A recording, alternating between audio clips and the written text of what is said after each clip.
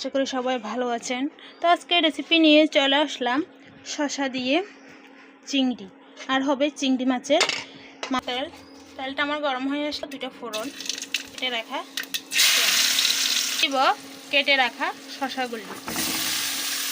শসাটা যাতে একটু মজা আসে ভালো করে একটু নেড়ে চেড়ে নেব।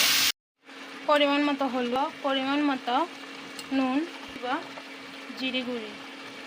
এটা আমি লঙ্কা দিয়ে রান্না করব। চিংড়ি মাছ এভাবে নেড়ে চেড়ে দিব।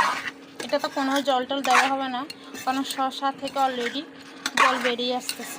বন্ধুরা দেখেন, হয়ে গেল আমার শসা দিয়ে চিংড়ি মাছের তরকারি। চিংড়ি মাছের তরকারিতে কড়াইতে দিয়ে দিলাম পরিমাণ মতো তেল এবং দিয়ে দিব কেটে রাখা পেঁয়াজ। পেঁয়াজটা একটু লাল লাল করে ভাজা ভাজা করে নেব। মতো হলুদ,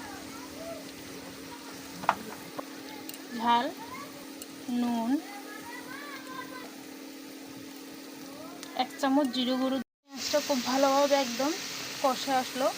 এখন দিয়ে দিব ভেজে রাখা চিংড়ি মাছগুলো।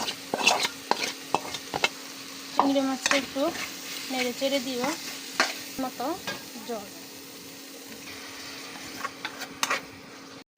তো বন্ধুরা দেখেন, খুব সুন্দর করে হয়ে গেলে কিন্তু আমার ঝাল ঝাল করে চিংড়ি মাছের ভুনা।